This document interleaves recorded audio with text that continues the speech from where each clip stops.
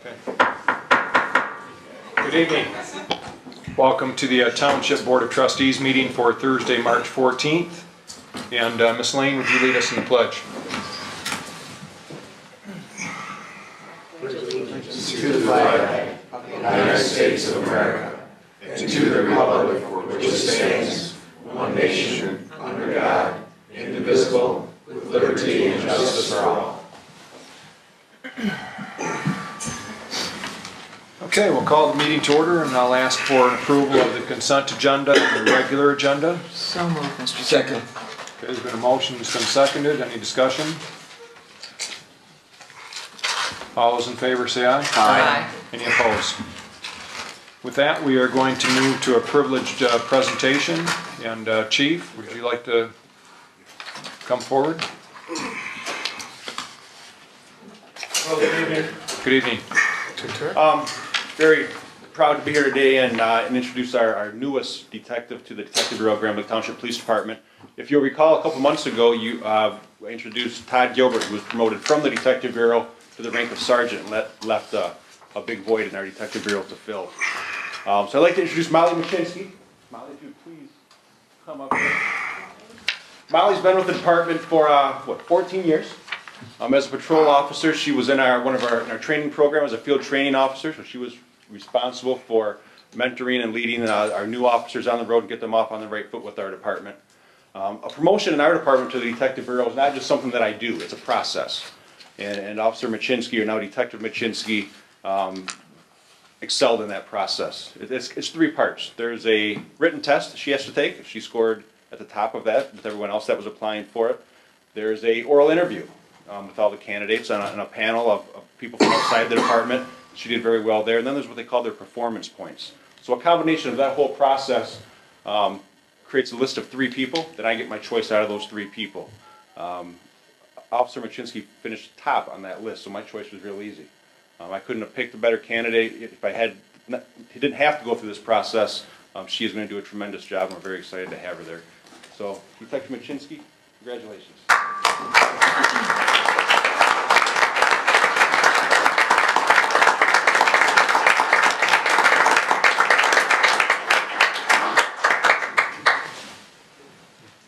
Congratulations.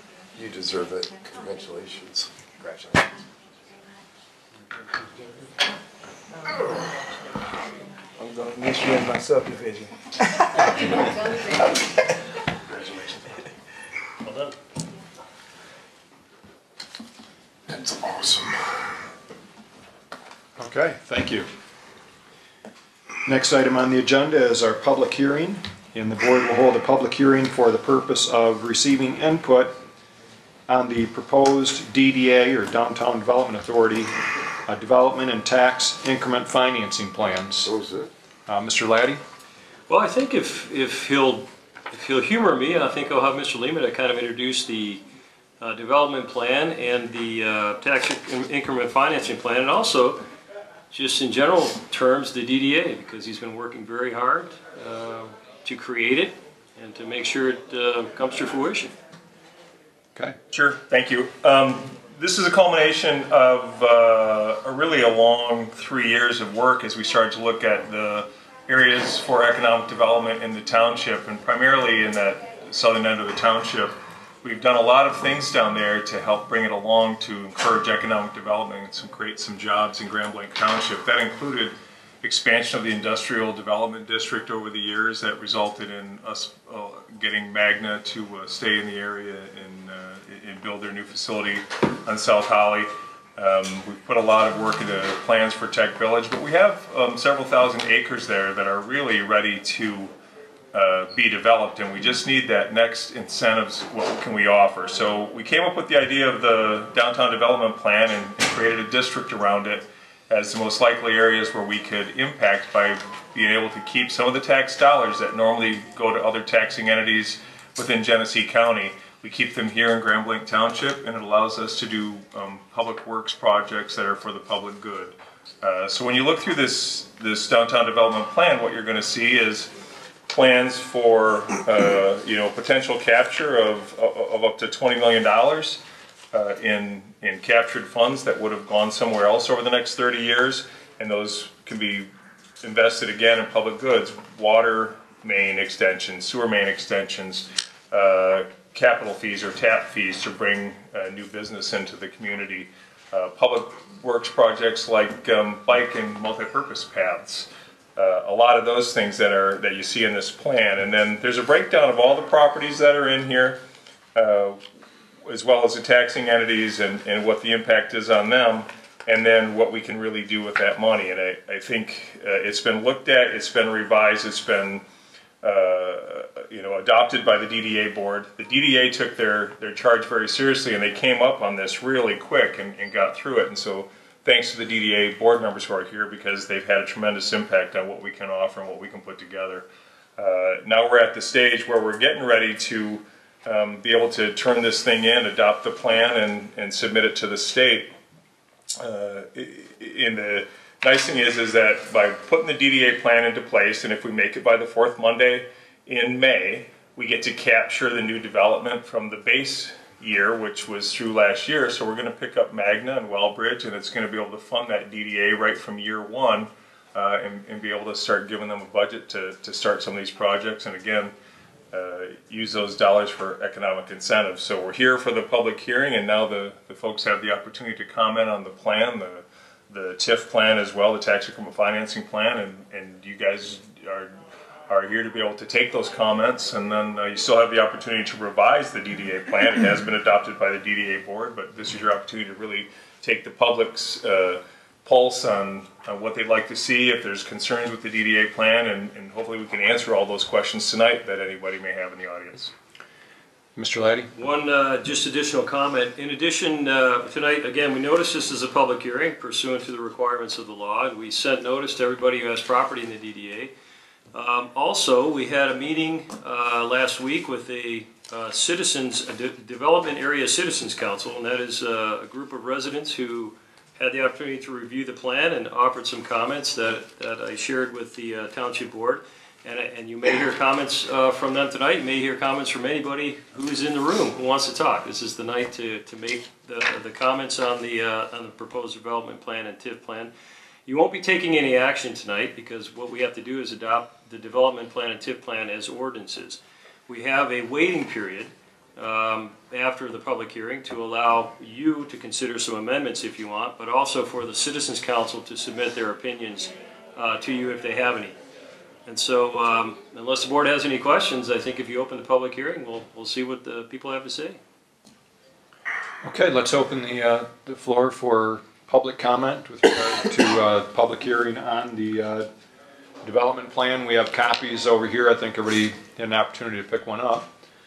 So we can start on the left side of the room, and if anybody would like to comment, feel free to come forward.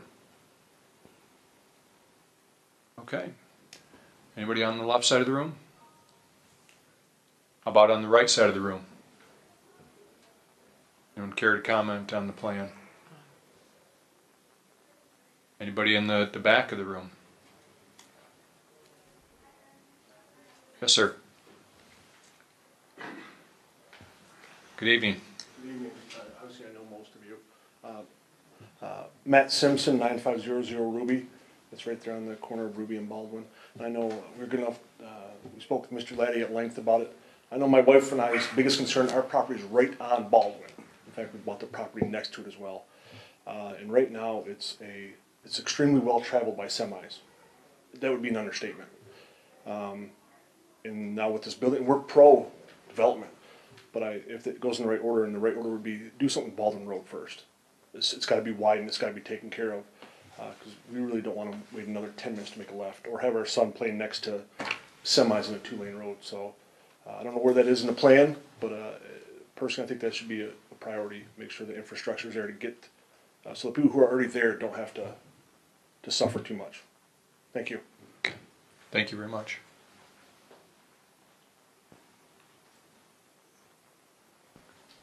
Yes, sir.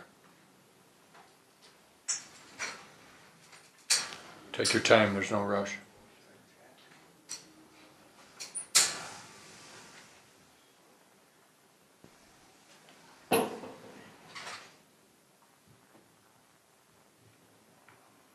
Good evening. Good evening to you all, Supervisor Bennett. My name is Jack Martin. I live at 9422 South Saginaw, and I have 4 houses on Baldwin Road that are all within the proposed DDA. But I'd like to take you back in time just a little bit. There was a committee that was formed before 208 that was to discuss future plans, and the whole idea was to create a place, like a technology village where Grand Blanc youth could go to work instead of leaving the community. And that was the primary purpose of it. It got sidetracked in 208 when everything went downhill. But I think that should still be a primary purpose of the DDA, is to provide the kinds of jobs that our young college grads would be able to find work here without going somewhere else. And at that time, almost all the kids that were graduating from school were leaving and going somewhere else. And I'm sure that's in your thinking of the development of the project. I was on one of the committees that discussed this very early, but it was disbanded after 208. It was never a formal committee, but that's one concern that I have, and I'm sure you're taking that into consideration as you develop this. The second thing, when you look at the boundaries for the DDA, it almost looks like a gerrymandered process. I mean, it's really hard to figure out why it goes where it goes, and I'd like really a little bit more information on how that was determined. And what the purpose of the area. I mean, it's pretty clear if you go back even further. The 170 acres that's south of Baldwin, between 75 and Saginaw Street. At one time, AC Sparkplug had an option on that property. I don't know if any of you can remember that. One of the things about being older is there aren't very many people can disagree with you. But the property was proposed by AC Sparkplug to be a research and development center with a performance track built around it. And there were several meetings in the community to discuss this. And AC was gung-ho and going ahead with this. Well, they hit 208 and that fell apart too. That's just a little bit of a history that you may not have. But I hope others share my concern about finding jobs for young people so they stay in the community. And thank you very much for what you're doing. I fully support what you're doing. Thank you. Just to reply, I'll ask Mr. Lehman in a minute to talk about the schematic for how we laid out the DDA. And in terms of jobs and keeping them in the area, one of the good things as far as statistics go is that Michigan has turned around in terms of losing population, and we're actually gaining population. So the hopes of being able to have our children stay in the community as far as jobs go, that is part of our consideration, is bringing technology type businesses to the area so that we have higher, high skilled and high paying jobs that our children can take advantage of. It's part of the hope. Mr. Lehman, would you like to speak to how we came up with the area? Would that be appropriate at this time? Absolutely. The boundaries for the DDA, what gets taken into consideration when you're developing the DDA boundaries, and Tech Village is still is very much represented in the DDA plan, I can assure you. In fact, it's been the township has worked with the private property owners to really put that plan together, have a conceptual plan, the zoning's in place, and everything else to make it go. So when we put the DDA boundaries together, they roughly follow. This was first discussed back when Tech Village was being discussed about creating a DDA. The plan isn't that much, or the boundaries of the DDA aren't much different than what they were back then. And really what we're looking for when we create it is a couple things have to happen. One, we have to have buy-in from the other taxing entities that we're asking for the taxable value increase that we're going to capture from there. So we don't want to make it too large where we're just encompassing large, swaths of property that, like some of the residential areas that we know will have inflationary factors and go up, and we weren't trying to capture that. It's really to try to capture truly what new comes in from commercial business. So while it may look a little gerrymandered, why is there a donut hole around a housing development in the middle and that kind of thing? It's because there's very limited potential for any type of development in there. So the areas that we encompass have the greatest potential for development in that southern boundary. The other thing is that we have to spend the money that we capture in the DDA district within the DDA district itself. So we're also trying to make sure that we're encompassing areas that may have to have road improvements, sewer main construction, water main construction throughout that area so that we can ensure that we're actually looking at it as completely viable and what's going to happen. But primarily it's where there is some developable property that has the potential for some commercial growth, and that's how we came up with the boundaries around those parcels. It has to be contiguous, and I'm responsible for drawing it up, I got a lot of questions after it was done. Well, man, if you only would have went a little bit farther here, and if you would have expanded it here, but again, you want the other taxing entities, and we had nobody opt out of this, which was very unusual. Usually when you create a DDA and you put it out to the other entities and they have the opportunity to come in and actually pass a resolution to opt out of participation, and you don't get to capture their millage funds. We had nobody opt out of the entire county, which says a lot, and I think they recognize the fact that with the state equalized value that we have, the taxable value that we bring to the table, we're the #1 out of 28, municipalities in the county with $1.5 billion. The next closest is about $700 million.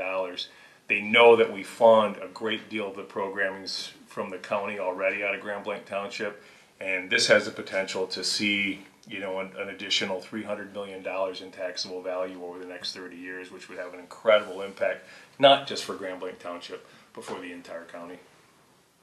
I hope that answers your question. Anybody else wish to make comment on the DDA? Yes. I just wanted to personally say thank you to all the DDA members that are here, and expedient manner that the plan and the TIF plan's been put together.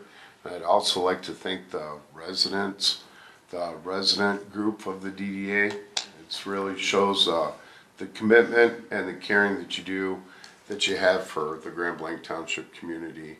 And I was wondering if you could have the DDA members stand up. Sure. We have board members from the DDA that are here. If you could stand up.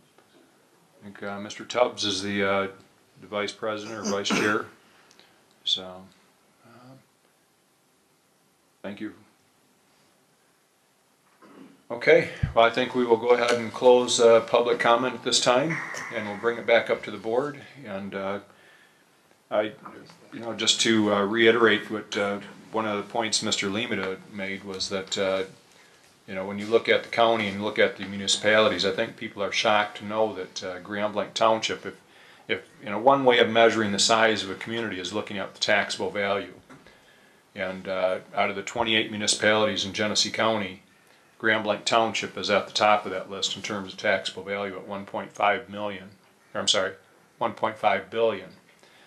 The next closest entity is Flint Township at about $750 million. So they're about half the size of Blanc Township. Whenever a millage gets passed countywide, the bulk of that millage money comes from Blanc Township, if you figure that we're twice as big as the next closest municipality. So for us to be able to allow, or for the other taxing entities to allow us to capture this increase in tax value and to use it to improve that area is a huge step forward for us. So we're looking forward to some great things happening in that area.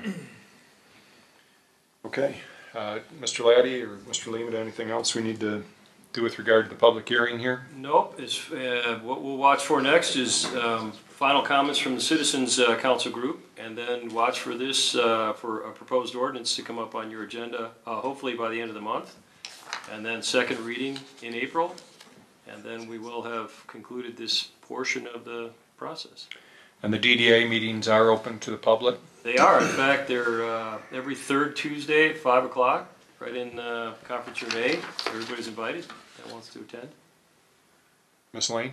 I would ask again that anyone that's here that was interested in the DDA, please sign in for the public hearing, even though you didn't talk. That's part of a record that we have to submit when we send everything to the state. So please make sure each of you signed. Thank you. Thanks. Okay, we will move on to our next item on the agenda, which is our public comment. And we'll start on the left side of the room if anybody wishes to make public comment. I might explain the difference between a Yeah. public hearing. Obviously, the public hearing was with regard to the DDA. The comment now for the public is on anything else on the agenda or on your mind with regard to the township. Hello, good evening. Hey, good evening. I'm Jamie Weasel. I'm the Assistant Director at Grand Blanc Parks and Rec, and I was just here to make a brief comment about Parks and Recreation. Our Director Kay is out of town today, and she will be done at the end of the month.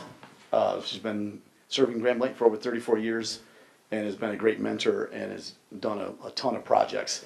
And I like the comments about the history lesson of Grand Blanc. Next year is the 50th anniversary of Grand Blanc Parks and Recreation. Started in 1970, and when you look at the program book in 1970, it was an 8.5 by 11 that was hand typed up front and the back, and that was the program book. And today, last year's summer fall book was 72 pages of programs. So we've came such a long ways, but I think, you know, when I look at where we're at, and I've been in the about 18 years I've been with Grand Blanc Parks and Rec, and when we started, and the progress we've made in terms of services and facilities and programs, and that we just have a wonderful staff, both full-time and part-time. We have fantastic volunteers. I know Matt Simpson was here. He coached flag football for several years and did a great job. Matt Carter coached youth lacrosse, and you know, we have all that tie-in too with members of our community who support Parks and Rec, and several of the trustees have supported our special events and our fundraisers. I think Kathy Lane has done an amazing amount. I think you've been a girls softball sponsor for, I would think, as long as I can remember. So yeah, I just wanted to say that overall, when I look at where we're at and where we're getting, and I know that you're at a point right now where you're thinking about the future of Parks and Rec and thinking about what you might want to do. I think that when we look at the big picture, our future's bright, and we have we offer stuff from preschool to seniors, and it's I mean, I really care about our Parks and Rec department. I really care about our community, and I just think we're moving in the right direction. I think right now is just a bump in the road, but our future's bright when we talk about the DDA and the bicycle paths and the connectivity of the Dort Highway hooking into the Grand Blanc path. Those things and the improvements to the park is what makes our community great. It makes us a place where people want to live and where people want to move to. So I just wanted to say that, and like I said, myself and our staff are more than willing to work with anyone in the future and talk about Parks and Rec as an organization. If you have any questions, we're more than glad to help. Thank you. Thank you. Okay, anyone else on the left side of the room? Anyone on the right side of the room? How about the back of the room?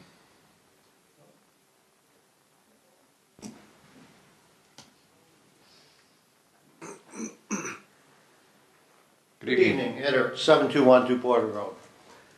I made the city's meeting last night, council meeting, and I just wanted to put some clarity into something because I listened to a letter read by the mayor last night, and it's on their website today. And there were some things said before that letter that are not on the website, and some things that were said after that letter that are not on the website. So I just want to put it in context here a little bit. I just want to say that before the letter was read, the mayor had pointed out she wanted to speak about Parks and Recs and also the fire department in response to the articles in the View. It's what the the reason for this letter was in response to the articles in the View. She read the letter, and after the letter, the mayor said, and this is exactly what she said, so it's a little bit garbly here.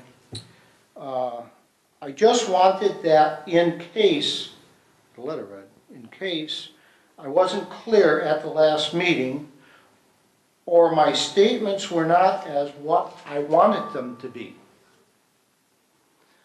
So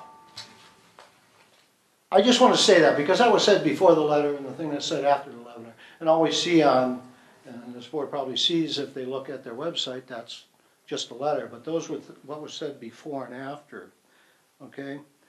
And I just have to say that the Grand Blanc View wrote what was said, not what was wanted to be said. So I'm kind of in defense of defending Grand Blanc View because you write what you hear, not necessarily what you wanted to. So I just wanted to bring that up, and this letter gets into Parks and Recs and it gets into the Fire Commission. Well, the Fire Commission is dissolved already, and the Parks and Recreation is under review, and you're doing your thing, so thank you. Thank you, Mr. No one else wish to speak in the back row? Okay. We will, if no one else wishes to speak, we'll close public comment. Next item on the agenda is approval of the minutes, and we can consider those either individually or as a whole. I make the motion to approve. Didn't we all do that already? At the beginning we approved the agenda? Only with the, they're not part of the consent agenda, so. I'm sorry. That's all right. I make the motion to approve the minutes, February 12th, February 14th, regular and executive session, February 26th, regular and executive session. Support. Okay, motion support, any discussion? Mr. Chair, Mr. Mans. I have a question. Do the minutes meet what we discussed at the last meeting, how we would like for the minutes to be outlined? That on any given time, any given minute that stands alone should not be longer than 2 pages. Well, let's sit down and go through them. I know you had a few things come up this past couple of weeks, and I did too, but Yes. Let's sit down and go through the minutes and just see what we think in terms of what could be eliminated or what we need to keep. Okay. So moving forward, we will do that. Yeah, we can even do it with the current minutes and just take a look at them and see for future reference, but. Let's do them with the current Okay. minutes. Okay. Okay, we'll look at the current minutes. All right. Okay. Okay, so there's motion and support. All those in favor say aye. Aye. Any opposed? Okay. With that, we'll move on to our future positioning.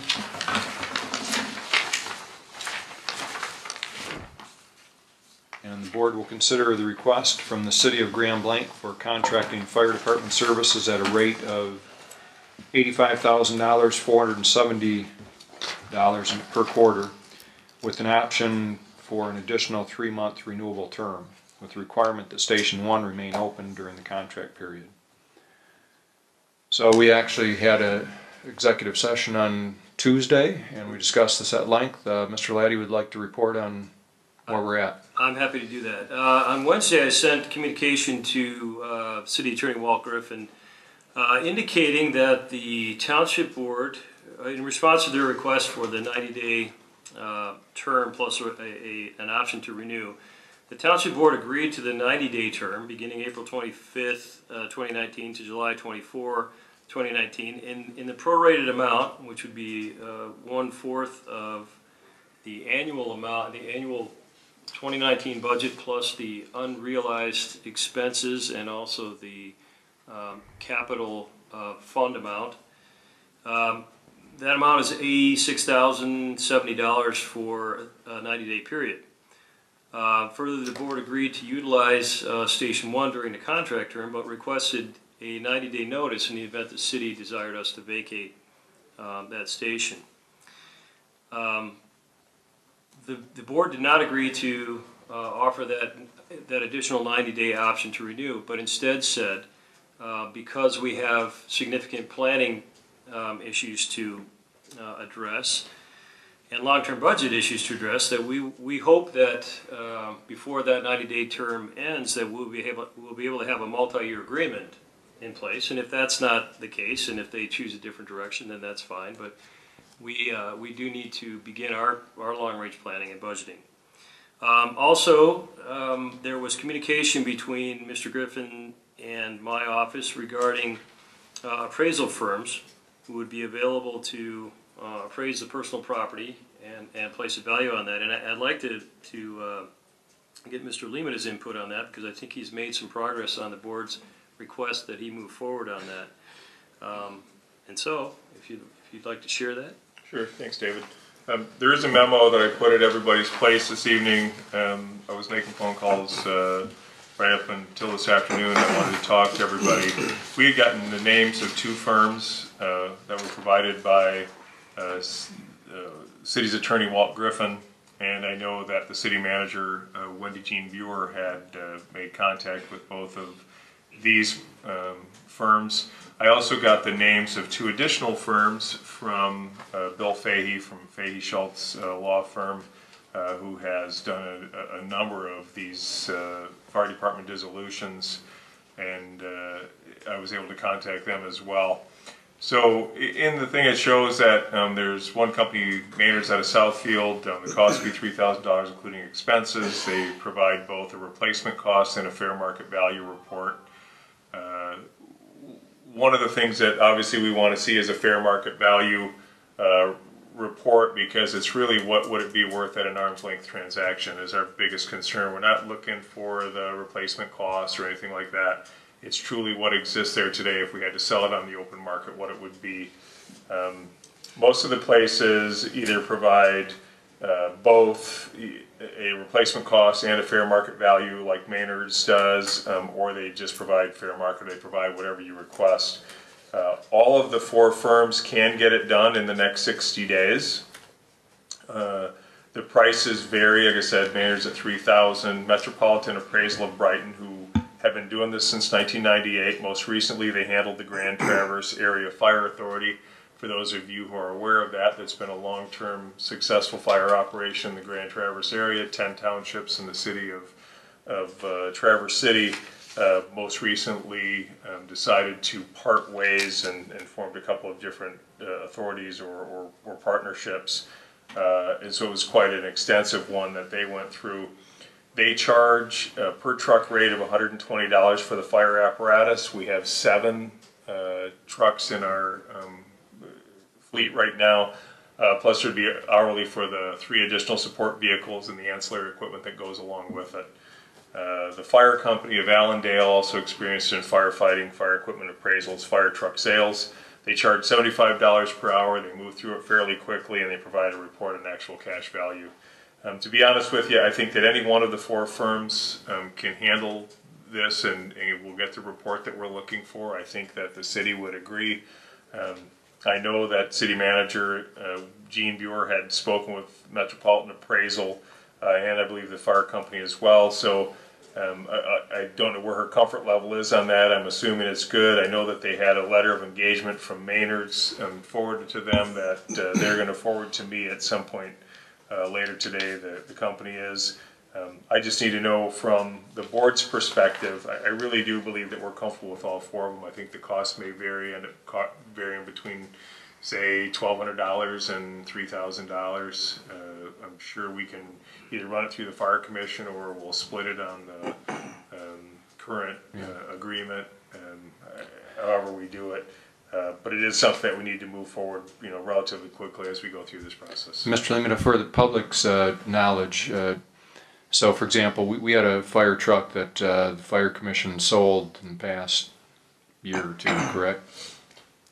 And what was the value on that truck, and what age was it? I could probably have Chief Burdett answer that question. I know that we had put it up for sale for approximately 2 years, yes, Chief.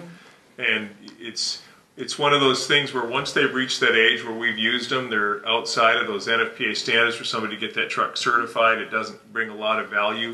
When we're done using them, they're pretty well used. Yes. But what year was the truck, the most recent one? That was a 1990 that was recently sold for $3,000 on Gov Bids. I'm sorry, was it? It was sold on GovDeals.com. Okay.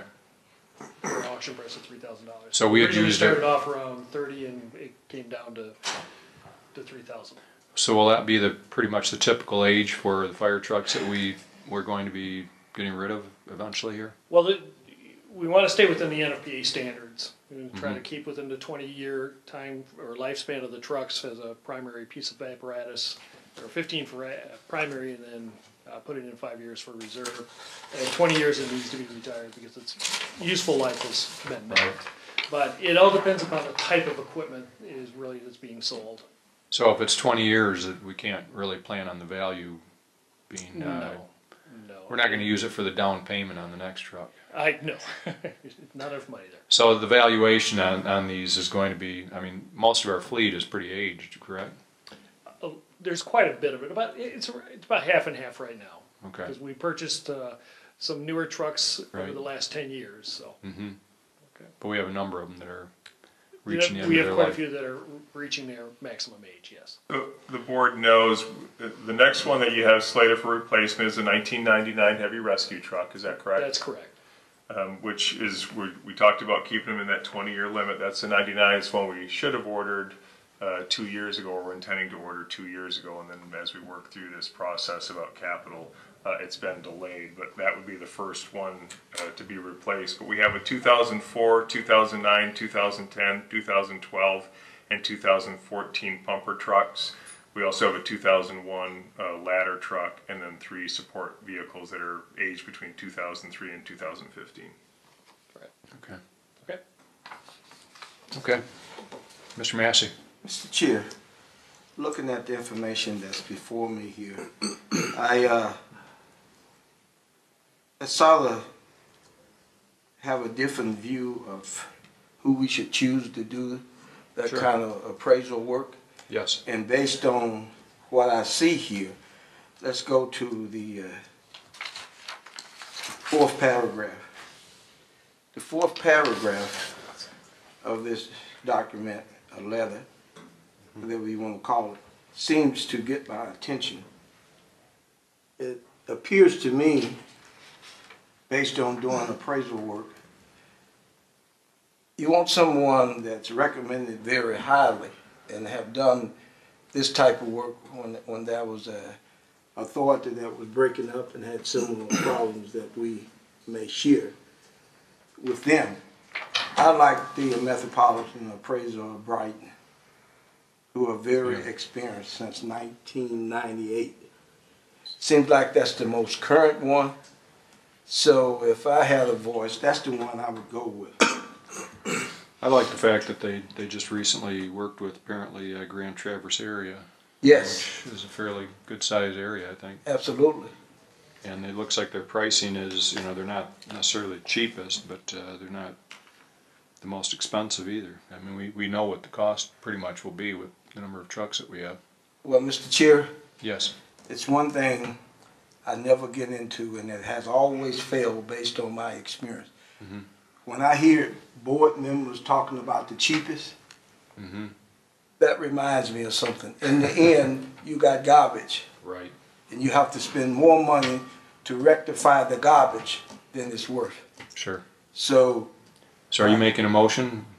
I'm making them, well, if you would like for me, Well, is there any other discussion first? Let's just see, Mr. Thomas. Are we gonna break this up into two separate motions, the 85,470? Well, I think, No, What? but let me. Yeah, go ahead, step Mr. back.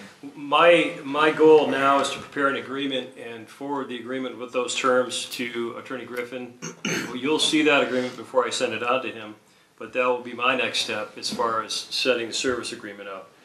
Though we want, in a parallel basis, we do want to address the appraisal issue. So I think you should move forward with that if you're ready to do that. So separate them? Correct. Well, I'll make the motion, but I'd like to have some discussion with it. Well, let's discuss it first and then. Okay. I think Mr. Massey's ready to make a motion, but I ask him to hold on. Through you to Superintendent Limita, the $85,470 per quarter, that reflects the, so that would be the yearly, for a year, be $341,880, correct? I think those numbers are a little bit off, but they're close. Mr. Laddie read off the numbers that we'd be looking at. Oh, I'm sorry. And that does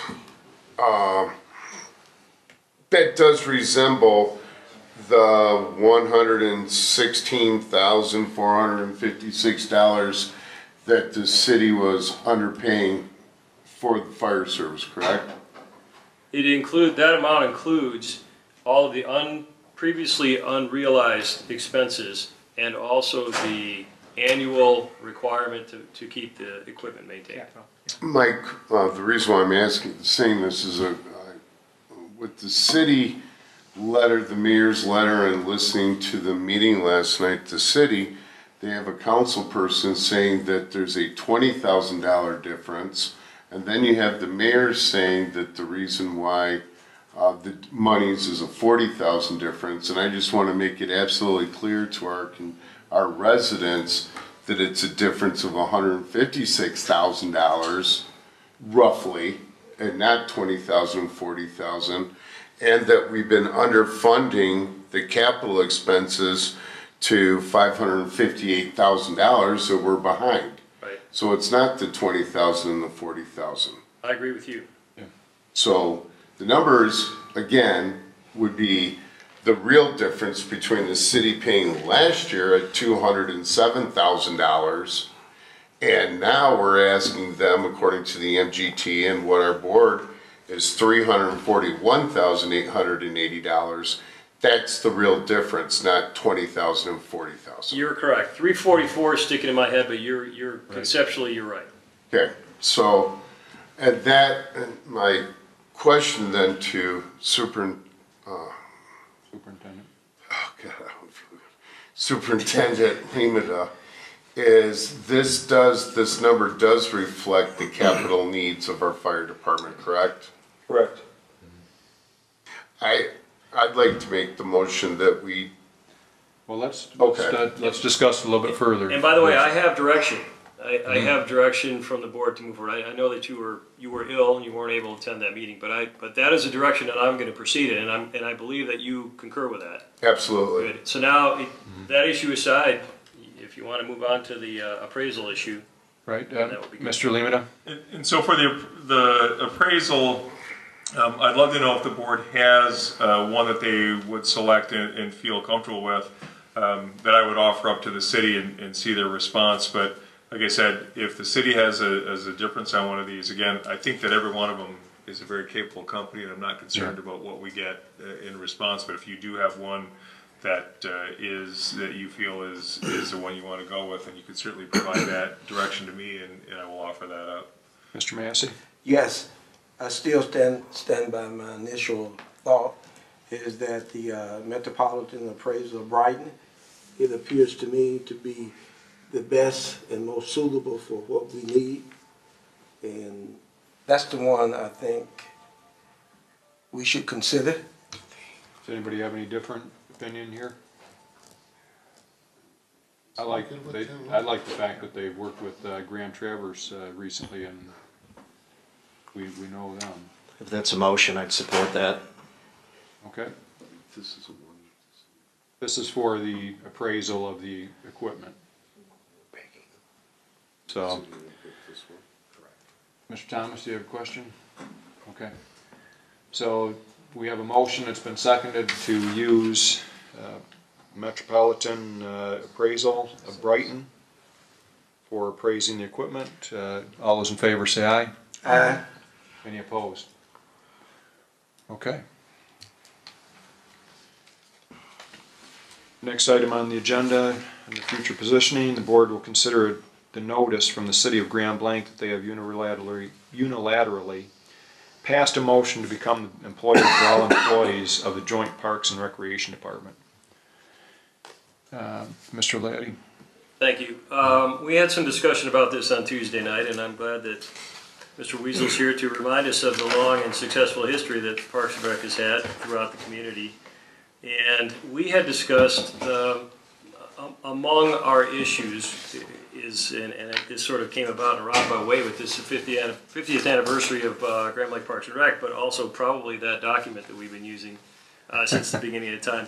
When programs were on one page, and now there's 72 pages of programs, and that is, I think, really one of the issues that the Parks and Rec Commission was having with the old agreement, and also that we've had with the old agreement. And we've had some discussions about the idea that throughout this long, successful relationship, various elements of cooperation and administration have kind of morphed over time. And so we've tried to get we focused our efforts primarily on the issue of employment liability, because we feel that that is a significant exposure to all three of the partners. We also have delved into the facilities that are in play, primarily again for Parks and Rec at the community schools and also at Creasy Park. And we've talked about those 72 pages of programs which are being administered at the schools, facilities, and also Creasy Park. And at Tuesday night we talked about the idea of recognizing that over time and with the tremendous growth and success, there have been the need, I think, and with budgets over $1 million, I think we all recognize the need to make sure that we've got this entity shored up from a financial standpoint, meaning that they're backed by the full faith and credit of a municipal entity. And we had discussions with the city about becoming an employer of record, a lot like these are discussions we had with the fire department almost a decade ago, where that statute said that we had to identify an employer of record. What we envisioned that to mean is that it turns out we were the employer of record for the fire department, and we undertook all of the responsibilities for human resources and administration of all the personnel in the fire department. When we talk about creating an employer of record that with the full faith and credit of the municipal entity, that's what we were talking about. I had some conversations with Attorney Griffin, and the city said, we're willing to become the employer of record, but we will keep Parks and Rec Commission operating the way they are. We'll keep the administration of Parks and Rec operating the way we are currently. And from our perspective, and just like we did with the Fire Commission, that doesn't seem to fully grab a hold of all the potential issues. Offering yourselves up as an insurance shield that is helpful, but again, it doesn't cross the goal line. And so we had some discussion Tuesday night about our envisioning with our tremendous finance department here and our excellent human resources expertise, thanks in no small part to Superintendent Limita. We seem to be the logical entity to take responsibility not only for, again, the financial backing regarding employment liability, but also the day-to-day operations and making sure that all of the regulations, state and federal regulations, are being adhered to. Take the pressure off. Folks, first of all, a board that meets maybe once a month or twice a month that isn't going to be immersed in HR responsibilities, and also staff that may not be as highly trained, really through no fault of their own, certainly, as Grand Lake Township. And we also talked about the idea that as the employment goes and as the facilities go, so should the planning go, right? And we've talked about having Superintendent Limita take in the Parks and Rec Department as our other departments in Grand Lake Township, participate in the same financial expertise, the same financial process that we have with all our departments, and again, really unburden the staff and unburden the focus on Parks and Rec to focus on programming and make it better, and don't worry about the day-to-day nuances of financing and HR. And so what I did was I roughed up an agreement, and it's a lot shorter than the one in the past. But what it does is it recognizes that we still have a Grand Lake Parks and Rec community. The city's very much involved, the schools are very much involved, and so is the township. The agreement recognizes that we have the statutory authority to cooperate and operate a park system. It also recognizes by category who's contributing their facilities for programming. The township has Creasy Park. the city has Physicians Park, Russ Park, and the Commons, but programming does not occur on those parks. And I understand that the city is nearly 100% responsible for the maintenance of those parks. And then we know that the schools generously offer up their facilities on their campuses. And so one of the cornerstones of this agreement is that any of the three parties can offer up their facilities for programming if they want to do that. If they don't want to do that, that's fine. Each of the entities would be responsible for their own maintenance of their own facilities. And then the programming would be based through Blanc Township, and it could be, again, the programming could be a joint effort from the city, the schools, and the township, just as it is now. But it's organized through just our office, essentially.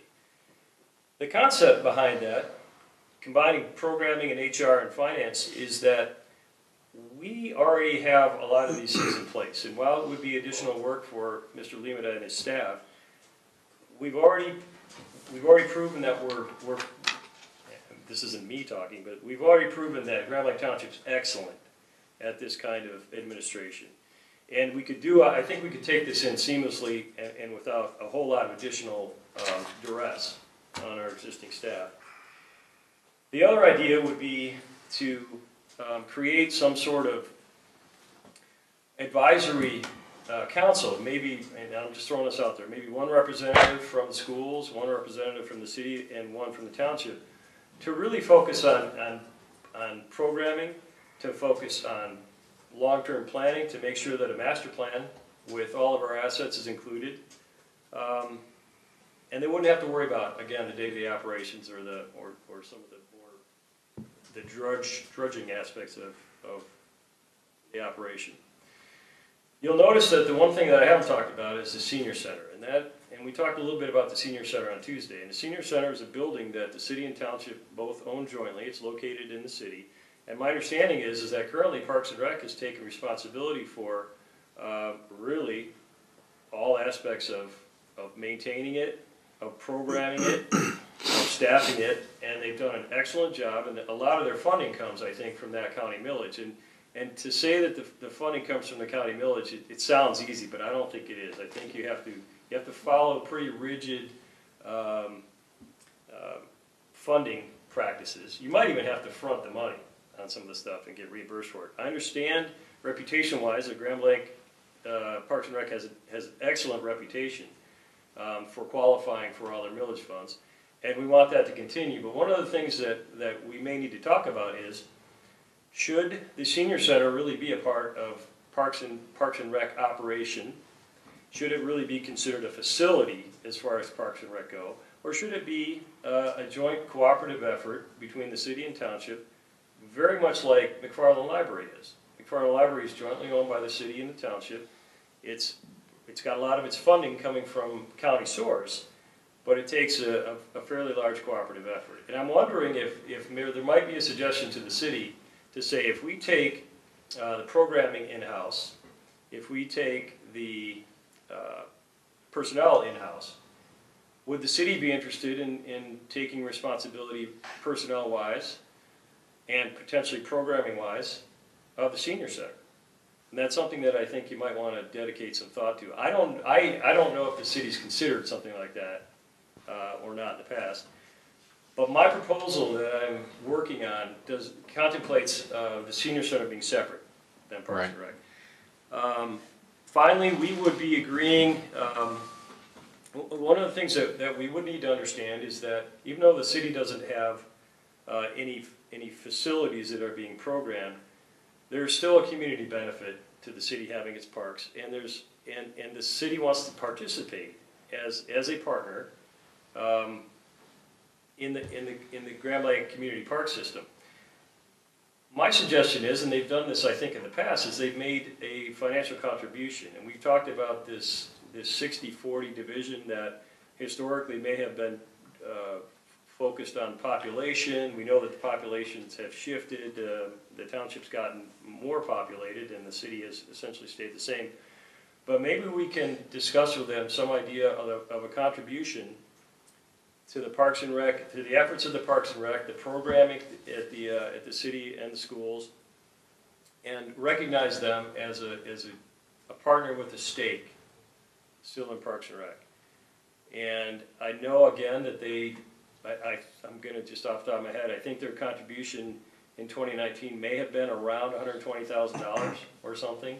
I know that they have wanted to explore lowering that to better reflect the population. And that's something that we could consider as well.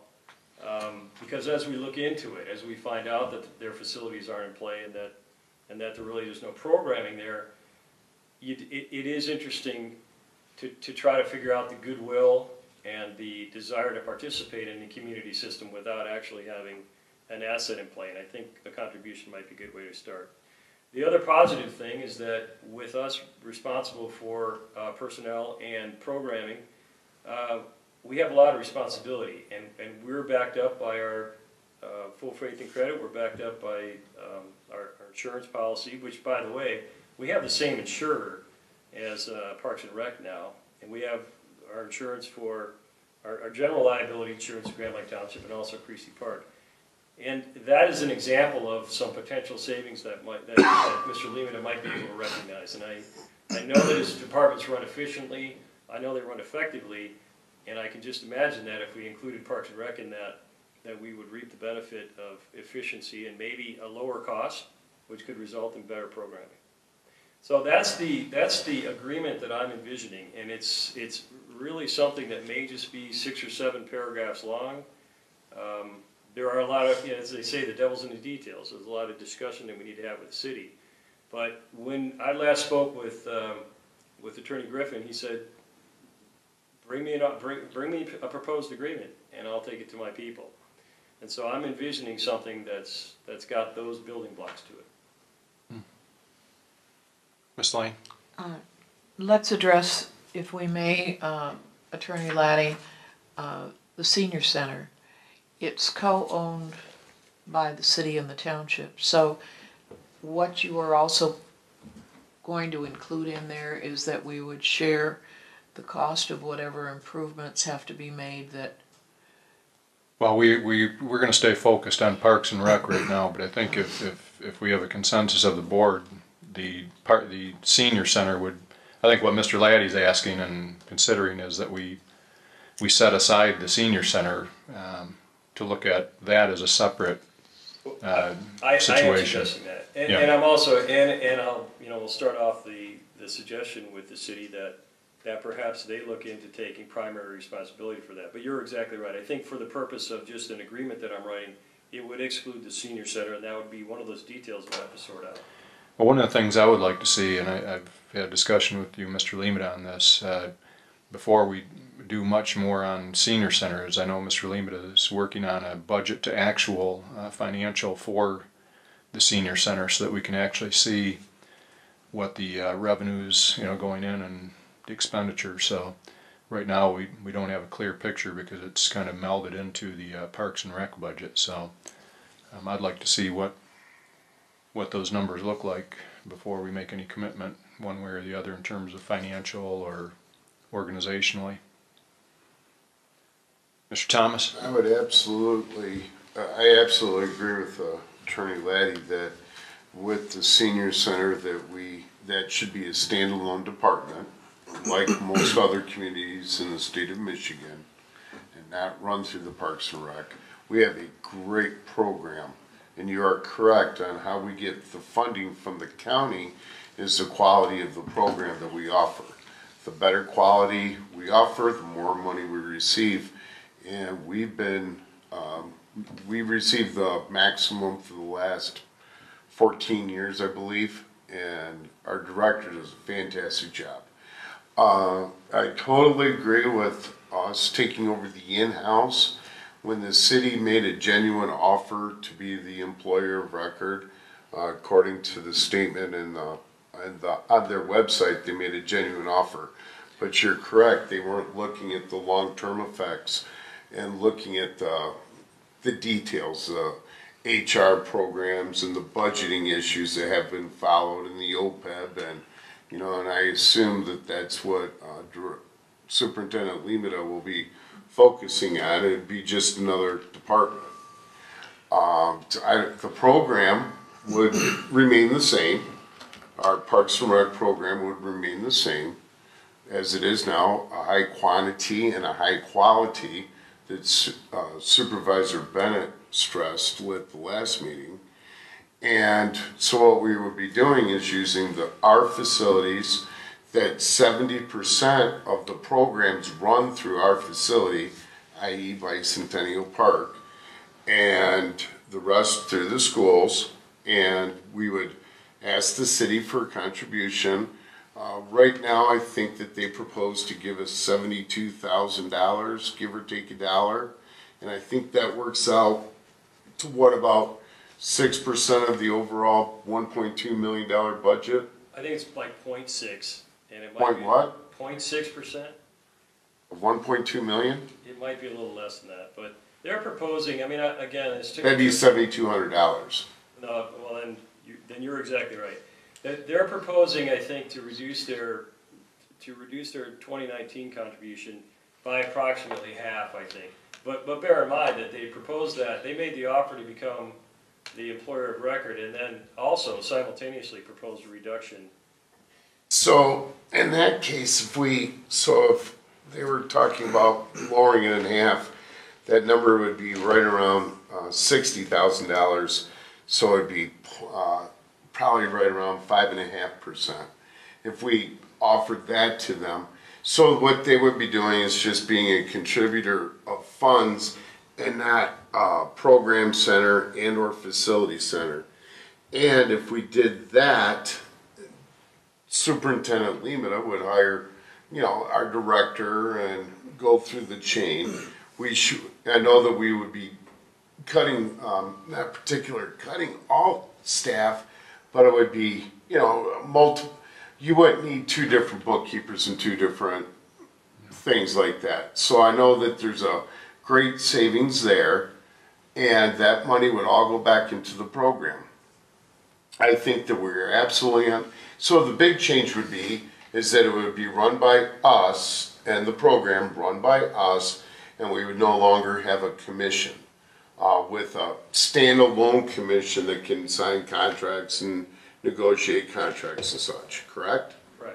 So when it comes to the commission, we would call that as a program advisory council.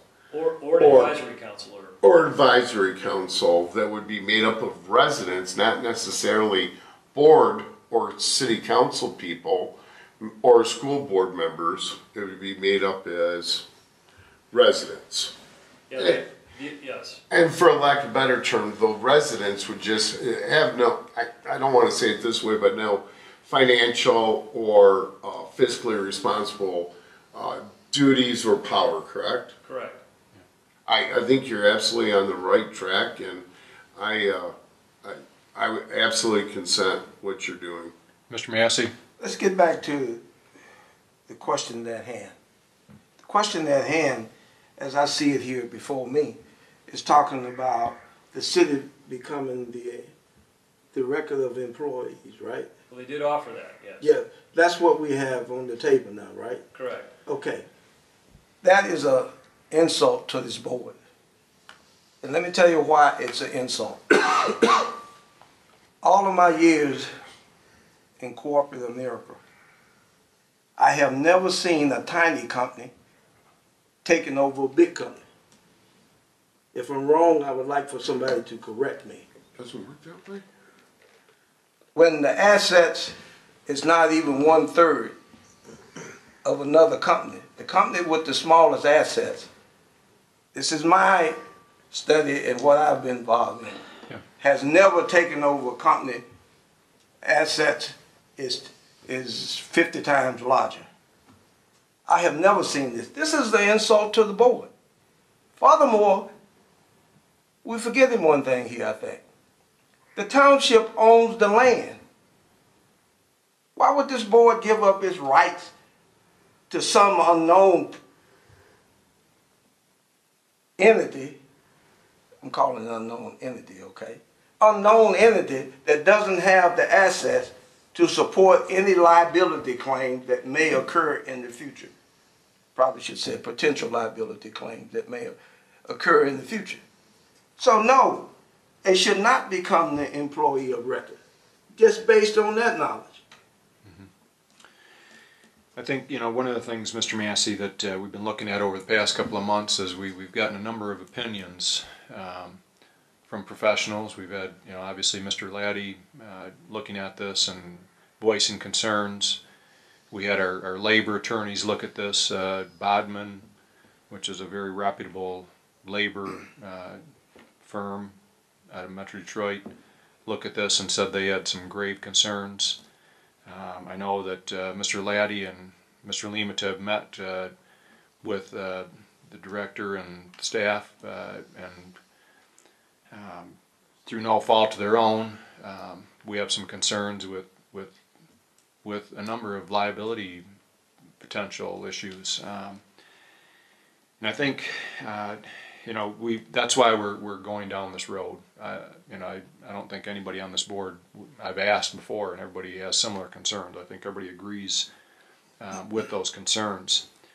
I think one of the things we need to do is get a budget to actual for the senior center, keep that set aside for the time being, and we can work on that.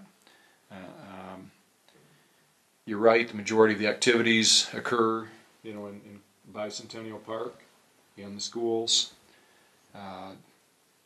I think, part of what we got to look at is, there's some fixed costs here too, that just because somebody's population, it's kind of like fire, and that just because somebody's population drops doesn't mean there's not any fixed cost to running a Parks and Rec program.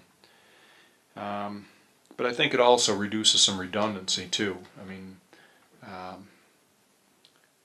So I think we're going down the right track with this. I guess, I don't know, does anybody else have any counter feelings to what Mr. Laddie expressed? Mr. Adkins, you've been on a number of conference calls with regard to this. Yeah, just a couple things. One, I think just what we've experienced with negotiations and agreements, I'd like to put some sort of timing around it for the city to respond, so it's not just hanging out there. And then beyond that, maybe some sort of, I guess, what we've talked about a little bit, some sort of an action plan here internally to understand what timing looks like for us to make this transition. So are we in agreement that as Mr. Laddie went through the different items, do we have a consensus that those are the areas that we need to address, and how Mr. Laddie addressed them? Is that because this is something that actually Mr. Adkins, myself, Mr. Limita, and Mr. Laddie actually have had a couple of conference calls to discuss, and I think Mr. Laddie's prepared to put together an agreement with those elements in it. Is there anything that anybody heard tonight from Mr. Laddie that you're uncomfortable with in terms of the direction that we're looking at? Mr. Mansour? So Supervisor Bennett, I agree with what our counselor has come up with in terms of the main points, but I would also like to circle back to Trustee Atkins' concern about the timing of it. We're sitting here at March 14th. We're about to get into a busy season, so we really want to get this thing wrapped up quickly so we can get the programming get the programming information together and out. So I would second that we would want to move really as quickly on this as we can. I would rely on Mr. Limita and Mr. Laddie. Both of them have met with Parks and Rec, current administration, and what would you see in terms of timeline, Mr. Limita or Mr. Laddie? Well, I can have this agreement prepared, and I'll have it prepared for your final review before I send it off. But I think we could forward it to Mr. Griffin's office next Monday or Tuesday, and then ask for a response from them. Well, I don't know. I know they had a special meeting last night. I don't know what their meeting schedule is, but I would think we'd want to give them the opportunity to have a meeting to discuss it. But for our end, we can get it to them by Monday or Tuesday next week, okay. And then. Mr. Thomas? 30 days. Silver. What were you saying? One thing that we have to keep in the back of our minds also is if the city doesn't agree to this, and I know that the schools have already showed interest in this, doing this, but if the city doesn't want to participate in it, I think in the original 1970 contract that we have to give them a year to dissolve it. Correct. So if we did 30 days now, and if the city goes along with it, because this isn't pretty much what the city already's offered, the $72,000 and change, correct? They offered, again, to reduce their contribution, but that'd be based on population. But remember, they made that offer at the same time they made the offer to act as the employer of record. So we did not accept their offer. So cut the funding in half and then be the employer of record. No, so 30 days, is that fair? Yeah. Well, Mr. Massey. Or less. Yeah. Mr. Massey. Or less? Yeah, we don't have to settle on the time yet. Let's hear some more discussion, Mr. Massey. I didn't quite understand Trustees Thomas's comment about an agreement. I've heard for many months now that really there's no such thing as agreement. No, in the signed agreement from 1970, it states 1 year. And let me put the question to Trustee Atkins, because he made some comments along that line. If we've been breaking if we broke certain parts of the agreement, there's no agreement in existence. I think we've discussed that the 1 year thing is not relevant to the. Just for the public's information, we have an agreement that was drafted in 1974, 1972. Yeah, I think it's 1970. Yeah. 70. The tenets of that agreement, very few of them are still applicable and are even followed. In fact, actually just the opposite occurs on a number of issues that are stated in the agreement. So what's been discussed numerous times here at our board is, do we even consider an agreement if we're not following, even half of it? So that's the discussion there, but I'm not sure we need to get into the year thing, but I guess, so it sounds like what Mr. Laddie has drafted with Mr. Limita and Mr. Adkins and I could be put in the form of an agreement and forwarded to our board to look at. Now the question is, what kind of time frame do we want to give to, I don't know, I guess the city and the schools to take a look at this and then react? I guess, part of that timeline is based on, this is going to become an operational activity, which is on Mr. Limita to put in place. So I guess, I'm not sure if Mr. Limita has a time frame in mind, but I don't have a good handle on the programming and the timeline for that.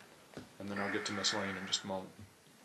So I guess there'd be a lot of variables in there that we'd have to have a discussion about in order to come up with a timeline. And Mr. Weasel is here, and Kay's going to be gone in about a week or 2 weeks.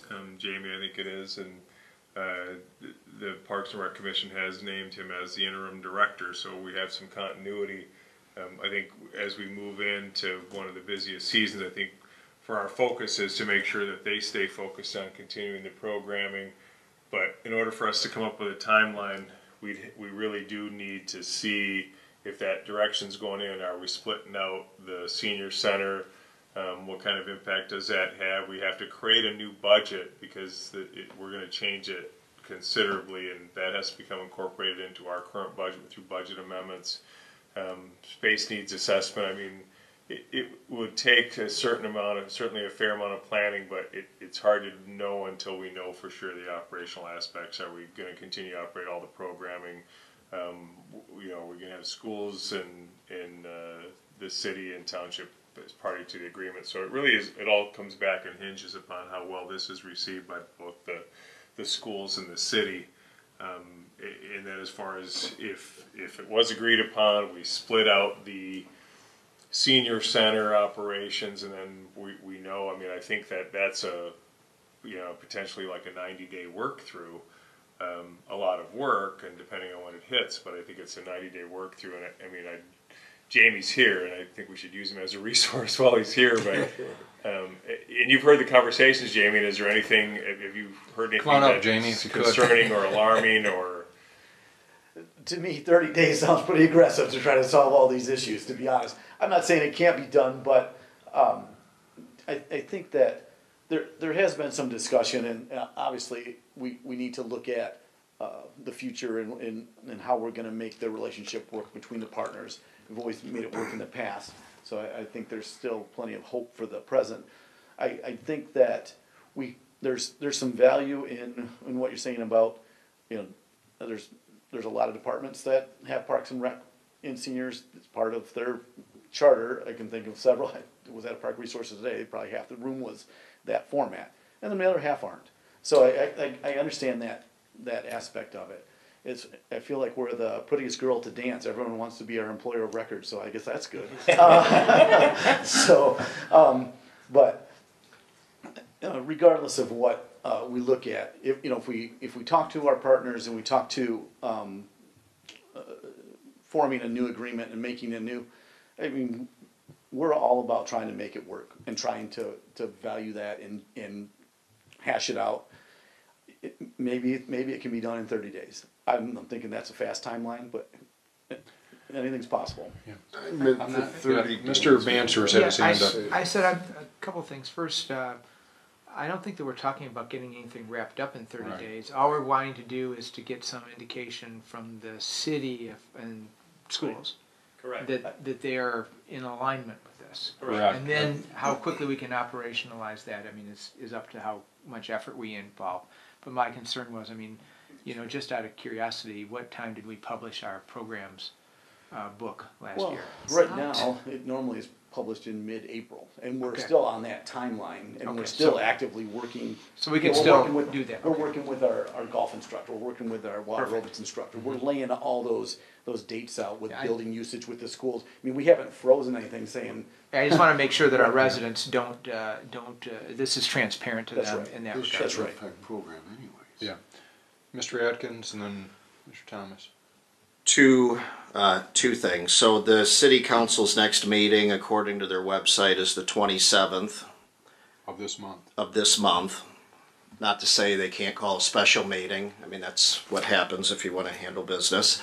So I would propose, in the interest of moving on. So kind of off Trustee Mansour's comment. So the first timing date or motion would be for the city to respond to our offer, and then I would think at that point that would kick in some sort of action plan operationally to fill in the rest of the storyline.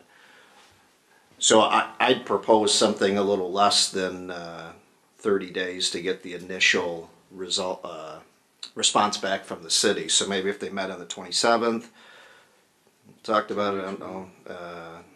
About 2 weeks from now. 2 weeks.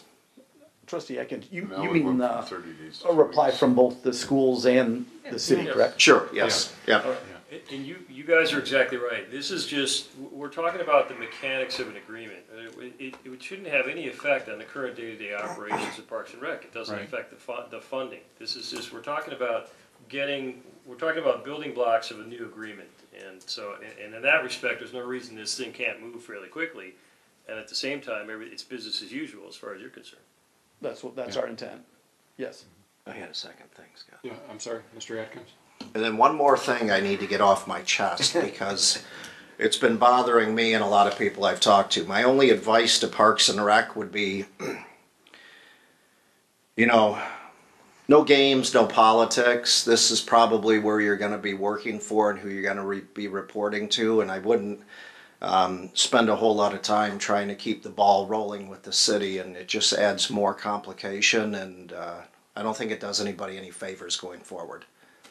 So I think be more aligned with who you're going to be working for. Okay.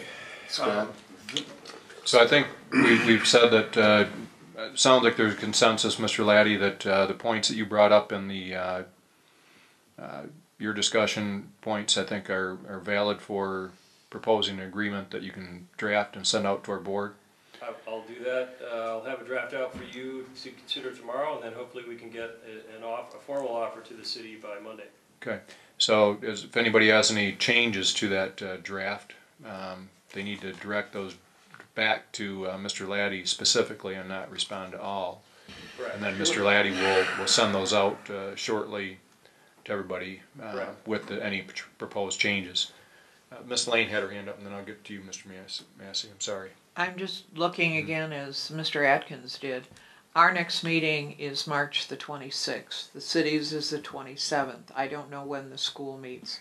So I want us to know that so that when it comes to the 26th, we're not doing something on the 26th if the city's not meeting till the 27th, and the school board could be after that. Yeah. Okay. Mr. Massey. Mr. Chair. Yes. I have a suggestion. Sure. For the council. If you could get that information out to us by Monday, early Monday, I think it would be adequate. I want to give you guys, you four guys that are on the committee, I want to give you adequate time to review what the council put together. Okay, so get it out to us. Is that okay with the board? I think Mr. Laddie said he'd probably have it out tomorrow. Well, I think you're telling me to take my time. Well, I'm telling you what Get it right. Yes, get it. Well, I'm not telling you that. I mean, you're putting words in my mouth. But let me use what you said. He'll get it right. To make sure that you guys had time to really massage it. Understand. Okay, and get it to us early Monday morning. You made this, okay? How does that sound, Superintendent? Mr. Chair. Okay. Mr. Thomas, then Mr. Limita. Director Weasel, this should not affect any type of program, and it should not affect any type of the enthusiasm that we have going forward. And I just want to congratulate you on becoming the next or the acting director in a matter of weeks. Thank you. And I'm really excited for you. And this should be an exciting time, a new time for change. Anytime there's change, there's better ways to do things, quicker, sleeker, and better. So congratulations on becoming the interim director, and good luck. And I know that we'll make a good team. And I don't think there's any issue with our core staff, our dozens of volunteer coaches, our sponsors, our other people. I think they all realize we're still doing everything we normally do. We're just ironing out some details between the partners. Mr. Limina. Just a suggestion. I know sometimes they haven't been as productive in the past, but if we find out in 30 days that everybody is amenable to an agreement of some sort, would the board be willing to try to hold one meeting, bring the school board, township board, and city council together, and we might be able to kind of get the whole thing worked out in one meeting if everybody's agreed to the general concept, which could be scheduled relatively short, in a short period of time. I'd be in favor of it. Mr. Atkins. Not in favor. Mr. Mansour. Unless we had a specific information out ahead of time and come and making a decision at a meeting, I also would not be in favor of all of us getting together just to talk. Mr. Thomas. I concur with my trustee Atkins and trustee Mansour. We have a director that we can work through. If the city says that they agree to this, then we can discuss further, or maybe it's a committee or task force, or we can bring it back to the board and see at that time if they would like. I appreciate the spirit of what you're trying to do, Mr. Limita, and bringing us together. I think the frustration has been that I think with our board members is that maybe it gets, I don't know. I'll just say there's some frustration there. Yeah, not as constructive as you'd like. But I understand that it doesn't have to be the full councils and boards. It can be 2 representatives from each. The idea behind it being, if everybody's amenable and agrees to it, how fast can we move? If it takes us 30 days, we make a decision, we send it to them. 30 days later, they make a decision. The school board makes a decision. that's my point, is that Yeah. it takes a Or- long time just to work through Yeah. everybody's various schedules. If we can get 2 representatives from each it's if everybody's going to agree in principle, and it's really to hammer out the final agreement. I would envision one meeting, walk in, and when we leave, you win some, you lose some, but we're done with the agreement and we move on. I would have a problem with if the 3 of you worked on that with Attorney Laddie doing the legal work, Superintendent Limita doing the operational work, and then Supervisor Bennett doing the public, and the supervisor work and putting it all together. That would be fine with me. Mr. Massey? Well, really have a task force, let the task force take care of it. Well, right now, okay, just so I'm clear and I understand what you're saying. Right now, we've said that Mr. Laddie's going to draft the proposed agreement.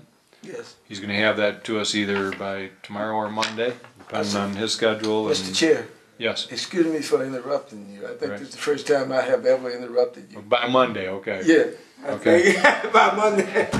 And then I guess, we said that the time frame that we'd like a response. Now, what are we looking for in terms of response? That yes or no? That they agree with us? That they're aligned with our concept of how we'd want to proceed, yes. Amicable. So we would need that in 2 weeks or Yep, 2 following weeks. their board meeting, Yep. their next board meeting.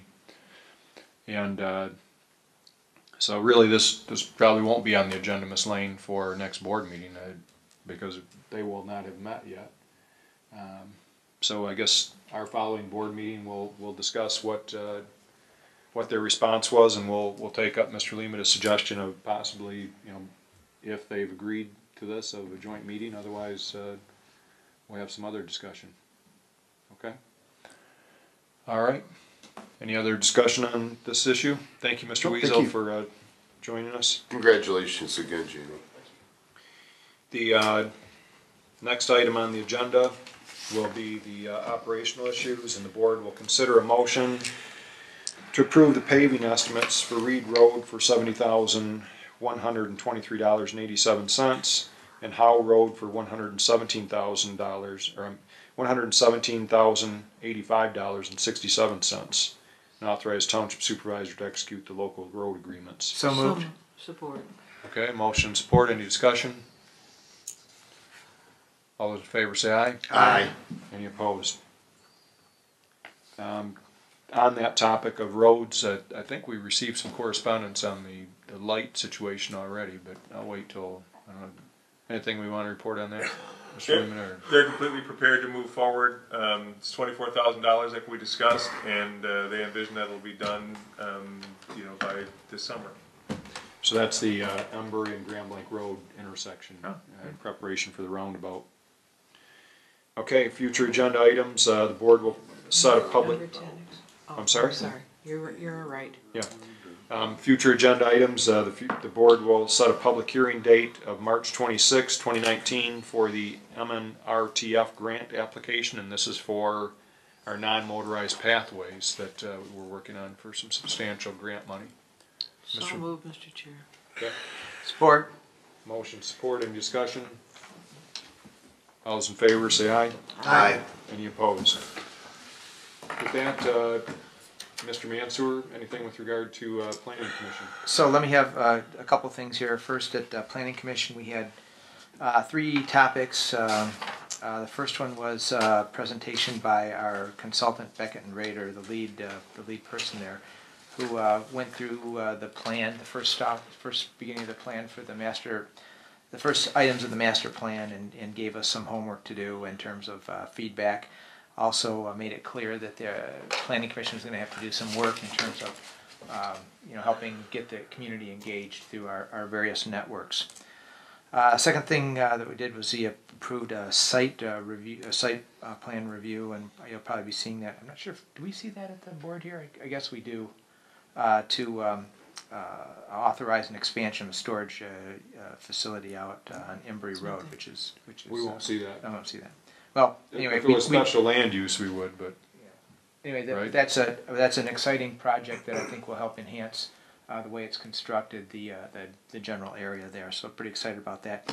The last thing that's on the agenda that we're working on is a draft of a solar ordinance that would help maintain the aesthetics. Should homeowners, residences, primarily businesses to a certain extent, decide to put solar panels on their properties, on their houses and things. So that's what's going on at the Planning Commission. And then from a Metro Alliance standpoint, I just wanted to alert that there's a couple of items on the draft TAP plan that's coming up, one of which is to add pathways on the Dort Highway extension. So that'd be 2021, but that's what's going on there. And then finally, state that, Mr. Mansur? so there's application for TAP money to put pathways along the Dort Highway extension when that finally comes through. Right. Yep. Okay. That's but 2021. And then there are two other items that are also on kind of the road repair list on Blanc and Baldwin Road that are also in the township for 21 and 22. So starting to get a little bit of activity out of that group in the township. Thanks. So the surveying and the public input for the master plan is going to be pretty widespread from everything I'm hearing. It is, and we're not feeling that constrained in terms of maintaining a specific timeline to get even the plan done this year, in order to allow sufficient time to engage as many as we can different constituencies in the township. When will that phase begin, you think, as far as receiving public comment? So we have some homework assignments, I said, that are preceding that I just got a reminder note that's due tomorrow. So my expectation is that in late February we would late April we'd probably start to see some of that hit the public. So that will mean meetings around the township. A lot of different ways. Church groups. Working through the schools is actually Right. a way. Trying to use existing community organizations to kind of get in and get input from as many places as possible. Things like service clubs. Probably use the chamber. Probably any one of us that are in any organizations.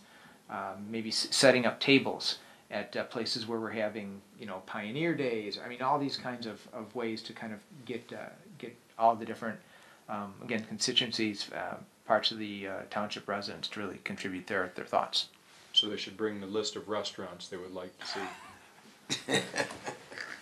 Yes, In the township. In the township. Okay. With that, Lonnie, anything to report on Parks and Recreation? No, we've talked about it tonight, and ZBA, there's nothing to report, so. Okay. Fire Commission, Mr. Massey, any? Nothing to report. Okay. Mr. Thomas, Mr. Kuzak is out ill.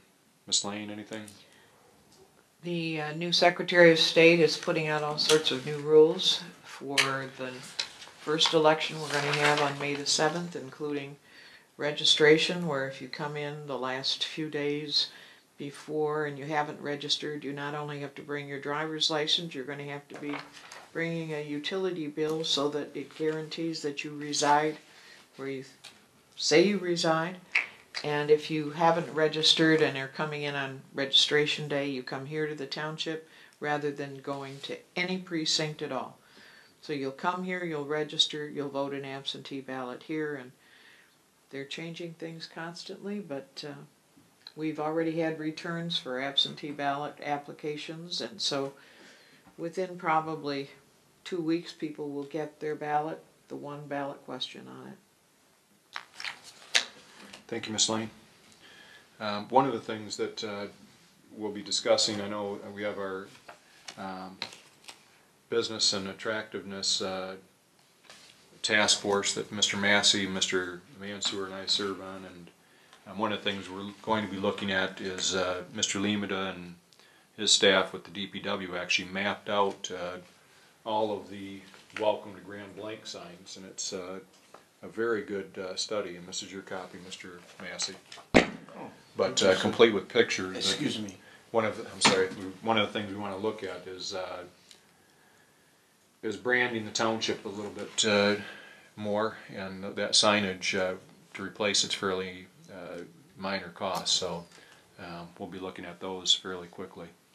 And I know we're going to be looking at some of the major intersections in terms of monument type signs, but these are actually the steel signs that are on posts that say welcome to Grand Blanc Township. Well, I gave you assignment today. Yeah, no, we're very much aware of the idea is that we want to put some monument signs at some of the major intersections similar to the Hill and Fenton Road. We want to do something with those because they really aren't very visible. So we want to do some things with lighting on them and increasing the size of the verbiage on them as well. So, Mr. Limita? A couple things that we're just finalizing that'll be interesting for the board. The Redstone Architects is wrapping up their space needs study that they did for us for the DPW building specifically for the former Playland property.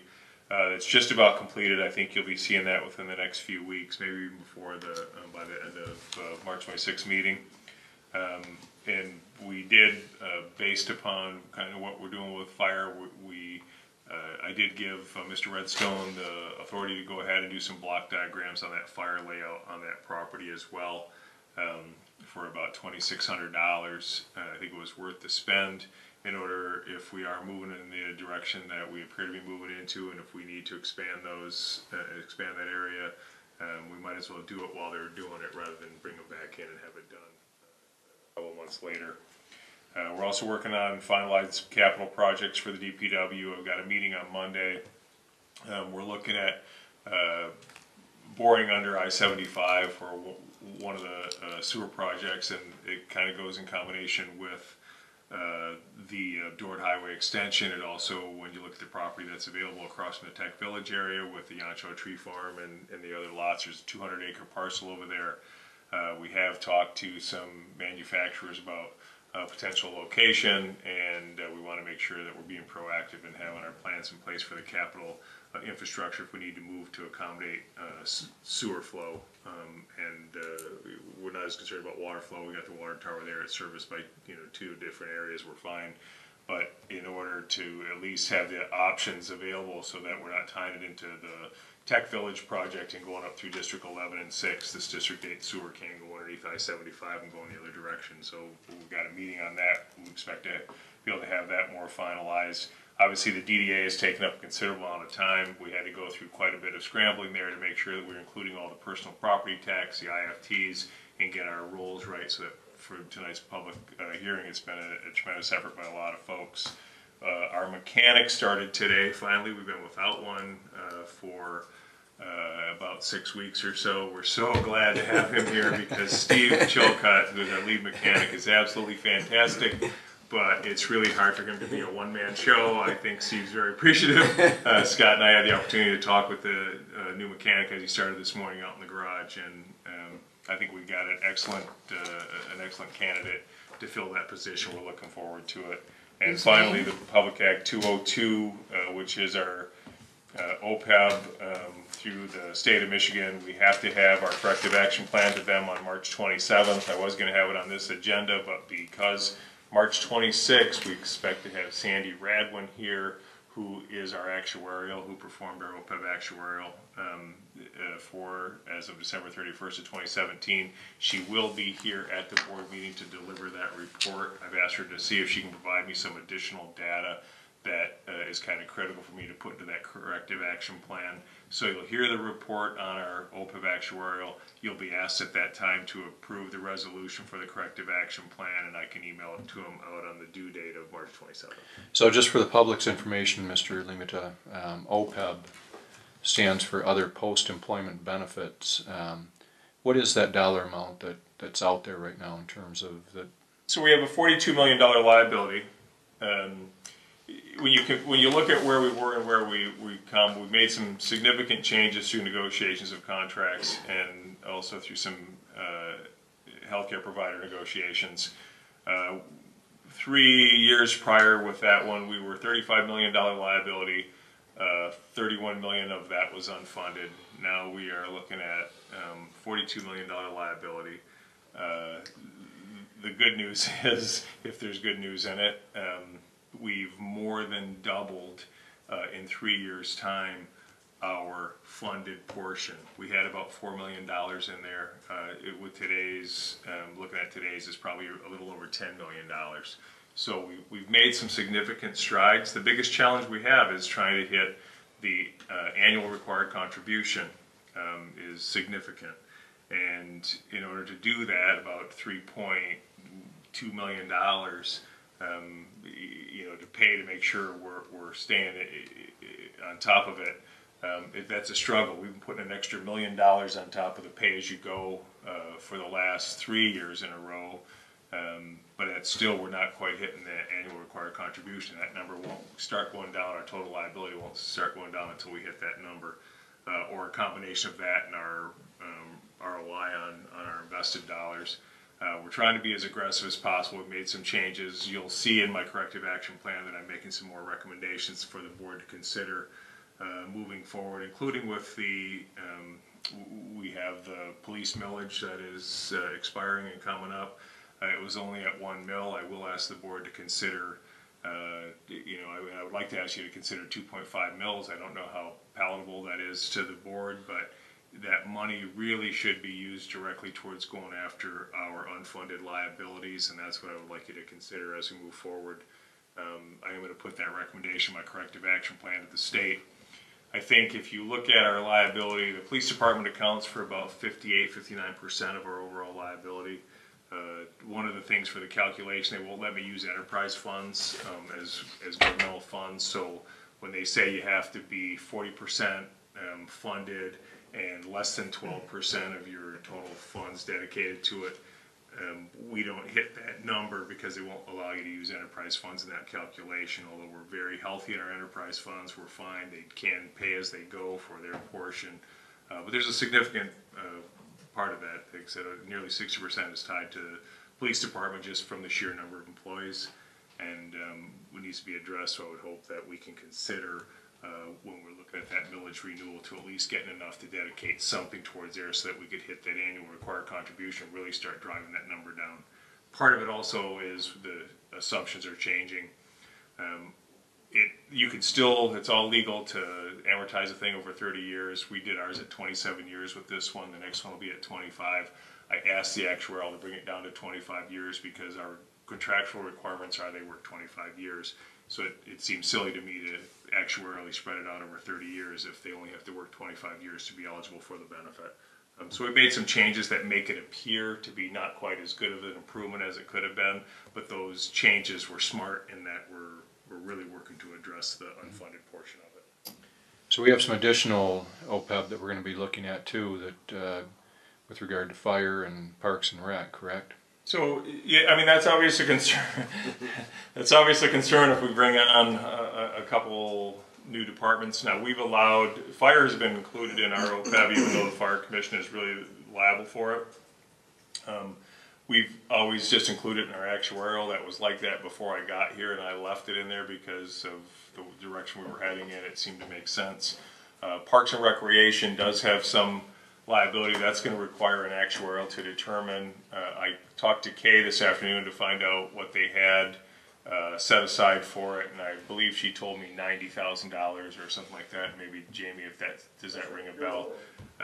So their audit had determined about $118,000 liability. Again, that's not actuarially determined. It's what the auditors did.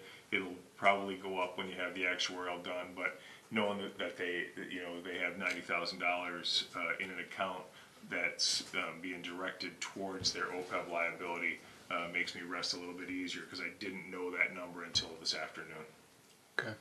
And then fire, obviously, that one's already in there, you said. Fire's there. It's showing at $791,000 of OPEB liability. Again, that only accounts for 2 retirees, former Chief Harms and the administrative assistant.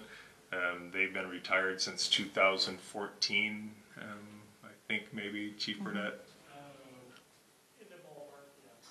So it's you know, we're not adding anything to it. When we applied for a waiver last year, it was approved by the state because it really is pay-as-you-go, but it involves 2 people. Although when you know, it involves 2 people, and you look at what the actuarial determination is, $791,000 for just 2 retirees, it really hits home what a significant drain that is on our finances. And I think it's just one of those things of, as we pull these departments in, we just need to make sure that we're addressing it appropriately.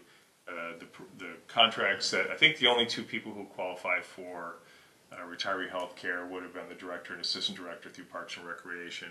And like I said, at least there's $90,000 according to Director Edson that's funded, which again will help considerably. Right. Mr. Laddie? By the way, those two issues are remaining issues that we have with the city, as far as particularly the fire department and also Parks and Rec. And however we make progress on our agreement for a 90-day service contract or a multi-use service contract, in addition to the issue of trying to get the appraised value on the personal property, we are going to deal with that OPEB liability issue, and we are going to be dividing that. Okay. Mr. Laddie, you have anything? I do not. Okay. Make a motion to adjourn? Motion to adjourn, supported. All those in favor say aye. Aye. Thank you.